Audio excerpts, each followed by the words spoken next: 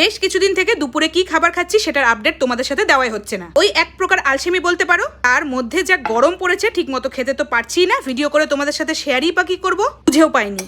তবে আজকে সে আলসেমিগুলোকে কাটিয়ে একটা সুন্দর লাঞ্চ থালি নিয়ে চলে এসেছি। আজ দেখাবো গত শনিবারের দিন আমি দুপুরের খাবারে কি কি খেয়েছিলাম। নিরামিষের দিন হলে স্বাদ পাল্টানোর জন্য আমি একটু আলাদাভাবে নিরামিষ খাবারটাকে মডিফাই করে খেয়ে থাকি। তাই সবার প্রথমে শনিবারের দুপুরে স্নান ধান সেরে এসে দুপুরের খাবারের থালা গোছাতে বসে পড়েছি। সবার প্রথমে প্লেটে নিয়ে নিলাম ভাতের জায়গায় পনির পোলাও। এটা ঠিক পনির পোলাও না, আমি নর্মাল সাদা ভাতটাই বানিয়েছিলাম আর ফ্রিজে কিছু পনির ছিল, তাই সেটা দিয়েই সামান্য নুন হলুদ দিয়ে বাড়ির বানানো ভাতটাই একটু ভেজে নিয়েছি এই স্বাদটা পাল্টানোর জন্য। সাথে নিয়ে নিয়েছিলাম দুটো ঘিয়ে ভাজা আটার পরোটা। আর এই দুটো দিয়ে খাওয়ার জন্য একটাই তরকারি বানিয়েছিলাম, সেটা হলো নিরামিষ কাশ্মীরি আলুর দম। এই আলুর দমটা আমি এবং আমার বরের রিসেন্টলি ভীষণ ফেভারিট, তাই নিরামিষের দিন এইটা এখন প্রায়ই বানানো হচ্ছে। সাথে নিয়ে নিলাম কিছু শশা ফালি আর সবশেষে গরমের স্পেশাল কাঁচা আমের টক মিষ্টি চাটনি। এই চাটনিটা মন ভরে খেয়ে নিচ্ছি, কারণ কিছুদিন পর এই আমটার পাওয়াই যাবে না। তো এই দিয়ে আমি আমার গত শনিবারের লাঞ্চ থালিটা